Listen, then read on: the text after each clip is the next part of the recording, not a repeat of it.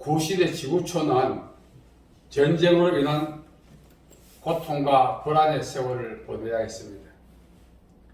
지구촌 도처에 축적되어 있는 여러 가지 무기, 특히 핵들은 지구촌을 파멸로 몰아갈 수 있다는 그런 불안한 외척과 두려움들이 지구촌을 엄습해 왔던 것입니다. 그러나 지금은 어떻습니까? 핵보다 더 무서운 것들이 지구촌을 강타하고 있습니다. 우리가 현재 경험하고 있는 코로나죠. 이 코로나는 핵보다 더 강력하게 지구촌을 강타하면서 파멸로 몰아갈 수 있는 새로운 세력으로 우리 목전에 등장해 있습니다. 바이러스와 더불어서 이 지구촌을 위기로 몰아가는 다양한 천적들이 있습니다. 그 중에 하나가 바로 환경의 효능 상실입니다. 현재 지구촌에 있는 환경들은 하나님이 창조할 당시의 효능을 서서히 상실해 가고 있습니다. 특별히 온난화는 이 지구촌을 가스 온실로 만들어서 인류를 생존에 불투명하게 만들어 가고 있습니다. 그래서 이 지구촌이 늦게나마 기후와 관계되는 그런 공동 작업을 진행하고 있는 것입니다.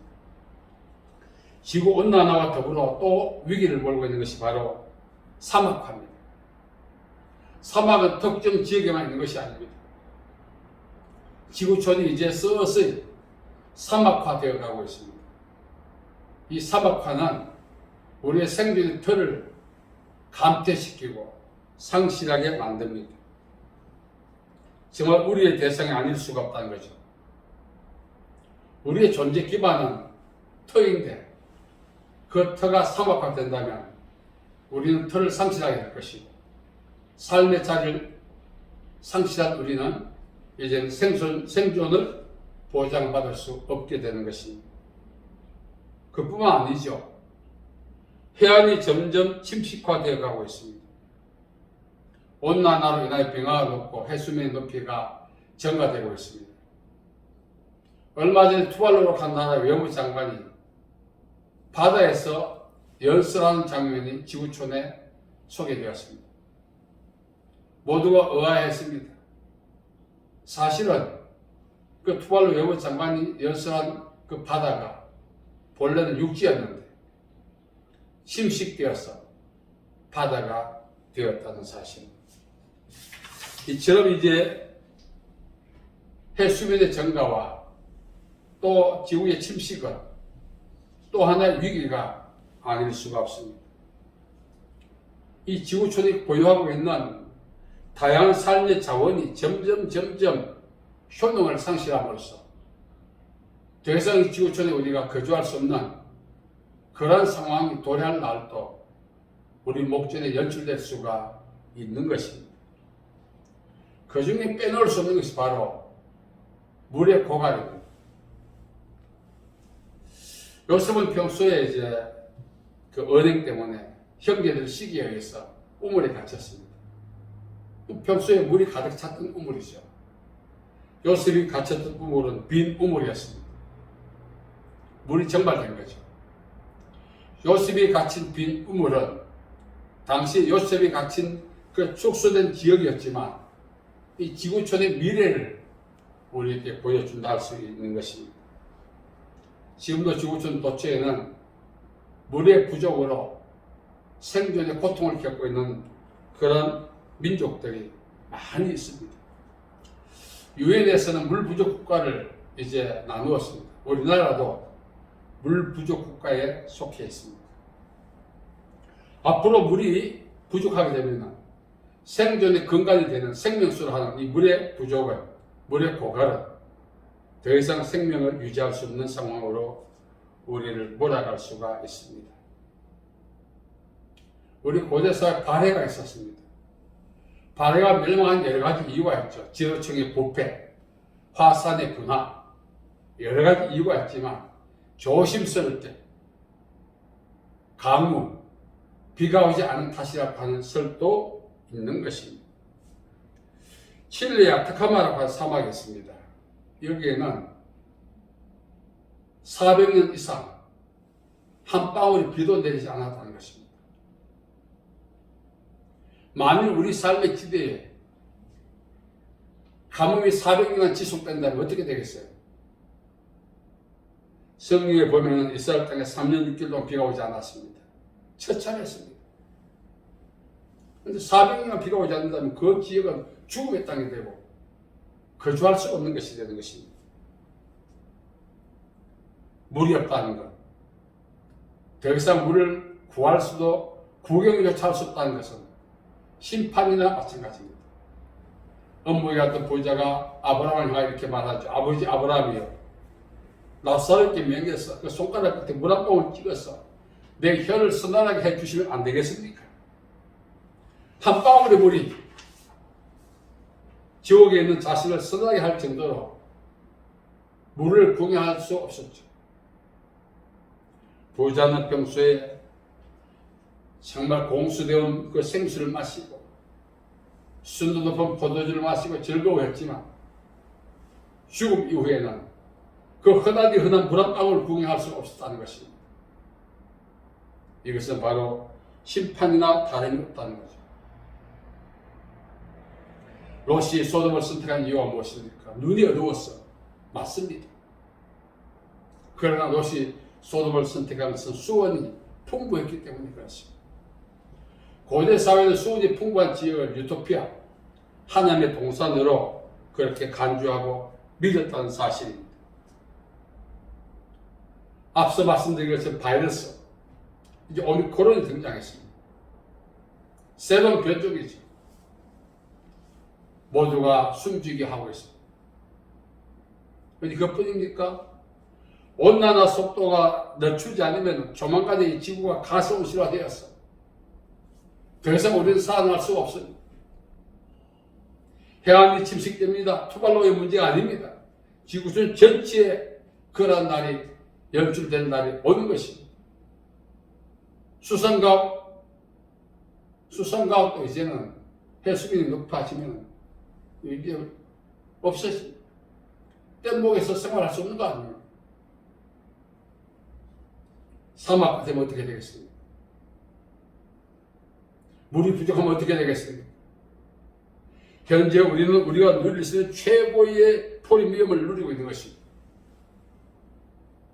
우리 세대만 생각할 것이 아니라 후대를 생각한다면 앞으로 연출될 수 있는 예측 가능한 모든 불안한 잠재적 요소를 우리는 정리하지 않으면 안 되는 것입니다. 특별히 물의 부족은 인간의 힘으로는 해결할 수 없다는 것입니다. 고대 사회는 물을 어떻게 구했습니까? 강우, 비가 내려야 합니다. 비가 내리지 아니한다면 물을 구할 수가 없습니다. 이 비의 내림은 하나님의 은혜라고 이야기합니다. 오늘 말씀에 보면은 너희 목마른 자들아 물로 나오라. 여기서 목마름은 생리적 목마름을 이야기하지 않습니다. 영적인 갈증을 이야기하죠. 물론 이 땅에는 생리적 갈증조차 해소하지 못한 그런 사람들이 무수합니다. 간혹 미대에 보면 아프리카 우물타기, 우리 나라에 쳐다보지도 않는 그 흙탕물을 그걸 마시지 않습니까? 그걸 마시고 나면 온몸이 괴사되어 가고 질병이 막 몸에 있습니다. 그 마시지 않으면 죽으니까 고육지책을 마시는 거예요. 그런 날이 우리도 채워질 수도 있다는 것입니다. 더 중요한 것은 영적 갈증입니다. 마지막 시대에 많은 사람들이 말씀을 찾기 위하여 도처로 흩어지게 될 것이라고 성경가 말합니다. 그 마시는 물은 바로 영적인 갈증입니다. 사마리아 수가성에 거주하던 여인은 야곱의 우물에 물을 취수하기 위해 나왔다 예수님을 만났습니다. 그 여인은 지금 있는 남편까지 도합 합해서 6 남자와 더불어 살았습니다. 왜 그렇습니까? 그 여인이 목말라 했던 것은 생리적 갈증이나 어떤 호르몬적인 갈증이 아니라 영적 갈증이었습니다. 영적 갈증을 영적으로 해결하지 못하고 생리적으로 해결하다 보니 6번이나 기도해도 실패한 것입니다. 거기서 그는 예수님을 만났습니다. 영생하도 솟아난 샘물이 되는 영적인 갈등을 해결한 예수님을 만났습니다. 그리고 영적 갈등이 해소되지 않습니까? 영적인 상황을 생리적으로 대응할 수가 없다는 사실. 니고데모는 이스라엘의 공동체 랍비였습니다. 당시 랍비는 여러 가지로 표현됐지만 지도자라는 어떤 의미도 있지만 영적 우물이라는 뜻도 있어요. 왜? 영적인 지식을 전달하고 영적인 갈등을 해결할 수 있는 기능을 갖고 있기 때문에. 그랬던 니고데모가 예수님 앞에 나왔습니다. 왜 나왔을까요? 영적 갈등을 해결하지 못했던 거죠. 당시에 니고데모 이외에 많은 랍비들이 있었습니다. 나름대로 영적 우물을 자처하면서 수많은 사람에게 영적인 지식을 전달하고 영적 갈등을 해결한다고 자부해왔지만 진짜 자신들은 영적으로 몽물을 했던 것입니다. 그 고통의 한계를 느꼈던 니고데모가 밤중에 예수님을 만나지 않습니까? 예수님을 만났을 때 니고데모는 영적 갈등을 해소할 수가 있었습니다. 오늘 본문 말씀은 너희 목마른 자들아 내게로 나오라. 생리적 갈등이 아니라 영적 갈등입니다. 이 시중에 보면은 스위스라든지 여러 나라의 유명한 물들을 우리가 수입해서 판매하지 않습니까? 물론 광천수도 있고 미네랄 풍부한 물도 있고 때는 그 물을 먹을 때 생리적으로 육체적으로 건강해지고 질병도 치유되고 물의 효능 때문에 그렇습니다. 그러나 세계의 유명한 물을 다 마시다 할지라도 영적 갈등은 해결할 수 없는 것입니다. 이 영적 갈등은 오직 예수 그리스도를 만날 때 해결될 수가 있다는 것입니다. 그가 산만한 영혼에게 만족을 주시며 주님 영혼에게 좋은 것으로 채워주시미로다. 시편 197편 9절 말씀하고 있습니다.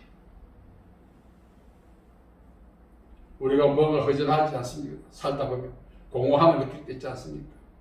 무료함, 살기 귀찮을 때 있지 않습니까? 그런데 생리적으로 피곤하고 힘들고 여러 가지 상황이 결합된 원인도 있겠지만 근본적으로는 영적 갈등을 해결하지 못해서 그렇습니다.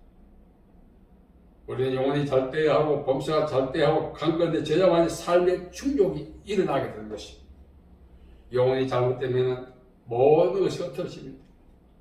첫 단추를 잘못 끼면 마지막 단추가 들어갈 구멍이 없다고 했습니다. 인생의 첫 단추가 무엇입니까? 영혼이 잘 되는 것입니다. 영혼이 잘 되는 영혼의 갈등을 해결해야 하는 것입니다. 이 갈등은 오직 예수님을 만나마 해결할 수가 있다는 것입니다.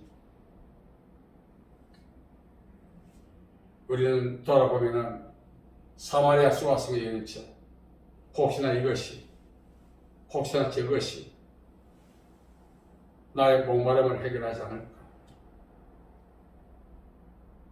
우리는 예수님을 만나기 전까지 내가 목말라 했던 그 목마름이 영적인 갈증이었다는 사실을 우리는 알 수 없고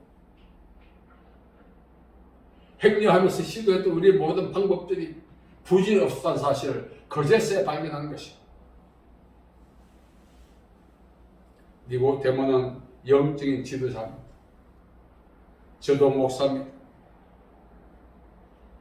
아무렇지 않은 것 같지만 지난 세월 돌아보면 영적으로 갈증을 느꼈던 적이 한두 번이 아니었습니다. 태어나 지켰지만 나름대로 이 갈증을 해결하기 위해 다양한 방법을 시도한 그런 전력이 있습니다. 다 실패했습니다. 하나님 앞에 나아갈 예수님을 만났을 때 그토록 허전되고 공허했던 무료했던 그만 살고 싶을 정도로 무력했던 근본 원인이 영적 갈증이 있다는 사실을 비로소 그때야 발견하게 되는 것입니다. 오늘 우리가 살아가면서 정말 한 번쯤이 아니라 영적 갈증을 느끼지 못하고 살아간다는 것은 비극입니다. 여기저기 모여서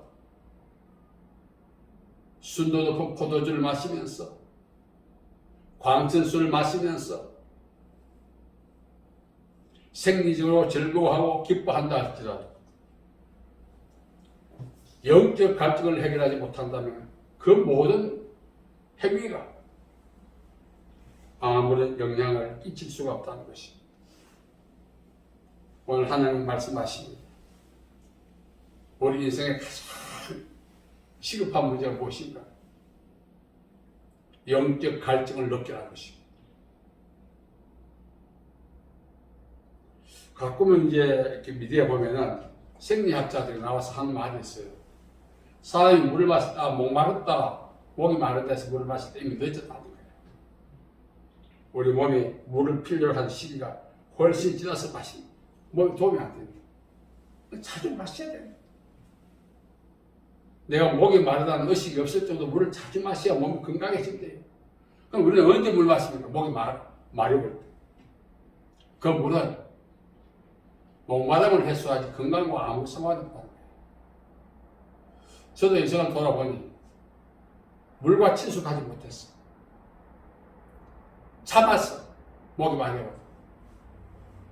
그런 것들이 건강에 얼마나 치명타였다는 사실을 이제 아는 거예요. 그래서 물을 자주 마시려고 합니다. 더불어 우리는 분초마다 영적 갈증을 느껴야 합니다. 이 갈증을 해결하는 유일한 방법은 예수님과 더불어 살아가는 것입니다.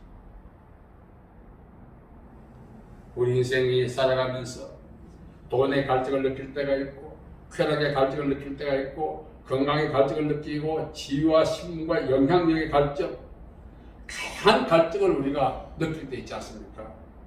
그 갈증을 해결하기 위해서 올인하지 않습니까? 그런데 내가 원하는 갈증을 해소했다고 뭐 괜찮습니까? 또 다른 갈증을 느끼죠. 그렇게 살다 보면 세월을 죽이고 이제 끝나는 거예요. 그러한 갈증을 일시에 해소하는 유일한 방법은 영적 갈증을 해결하는 것입니다. 진정으로 나는 영적 갈증을 느끼고 있느냐? 이게 관건이죠. 이걸 못 느낀다면 아직도 좀 더 집을 쌓아야 되고 돈을 벌여야 되고 이런 세속적인 갈증을 해결하고 인생을 살아간다면 실패자. 오늘 우리는 하나님 앞에 나가야 합니다. 왜? 영적 갈증을 해결하기 위해서. 이걸 해결한 자만이 복된 삶을 살아갈 수가 있는 것입니다. 요한 3서 2절은 말합니다. 영혼이 잘된 것 같이 범사가 잘되고 강건하기를 내가 강구하노라. 예수님이 우리를 향한 소원입니다. 우리가 영적 갈증을 느끼기를 원하십니다. 그리고 자신을 찾기를 원하십니다. 그러면 영생하도 솟아나는 샘물이 되는 은혜를 주시기를 준비하고 기다리시는 것입니다. 아직까지 우리가 세상 사람과 사는 거 비교해가지고 열등감을 느꼈다. 나는 언제 저를 한번 살아보나. 이 자체가 영적 갈증을 못 느끼는 좋은 것입니다. 나는 언제 한번 저를 좋은 집에 살아보나. 비관을 한다.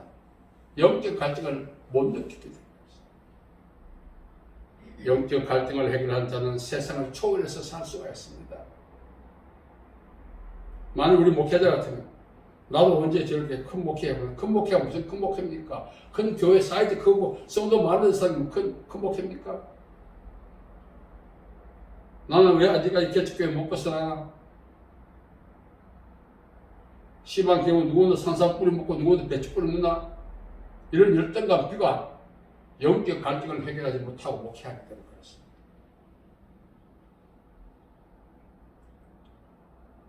영적 갈증을 해결한 사람, 자기의 위치가 어떠하든 삶의 형편이 어떠하든 만족하며 살아갈 수가 있는 것입니다. 오늘 이 시대에 진정으로 우리가 해결해야 될 인생의 큰 문제. 죽기 전에 나도 한번 떵떵거리고 살아보자. 아직도 남아있다면 그 사람은 예수님이 주시는 샘물을 마시지 못했다는 것입니다. 그 샘물을 마실 때 니고데모도 수가성의 여인도 평정심을 회복하고 자죽하면서 살 수 있게 되었습니다. 저에게도 아직 미련이 남아있어요. 여러분 없습니까? 이 미련력한 것 자체가 아직까지 영적 갈증을 해결하지 못했다기보다 충족되지 못했다는 거예요. 오늘 우리 모두가 하나님 말씀하십니다. 더 이상 비관하지 말고 열등감 느끼지 말고 자책하지 말고 살라고 하십니다. 하나만 해결하면 그것을 극복하고 살 수 있다는 것입니다. 무엇을? 영적 갈증. 오늘 우리가 예배 드린 것도 하나님께 나온 것도 그 하나님의 부르심에 응답해서 나왔습니다. 오늘 예배를 통해서 영적 갈증을 해결함으로써 남은 인생 당당하게 살아갈 수 있는 출발의 기회가 되시기를 예수님 이름으로 축복합니다. 살아계신 아버지 하나님, 은혜와 자비와 사랑을 감사합니다. 오늘까지 우리가 열등함을 갖고 비관하며 자책하며 살았던 그 배후에는 상황이 그렇게 되어 구성되지 못해서 그런 것이 아니라 영적 갈증을 해결하지 못한 데서 왔음을 다시 한번 깨닫고 오늘 우리가 주님 앞에 나왔습니다. 영적 갈증을 해결받기 원합니다. 오늘 이후로 우리가 세상을 힘있게 당당하게 은혜 안에서 살아갈 수 있는 기회 되게 복 내려 주옵소서. 예수님의 이름으로 기도하고 나이다. 아멘.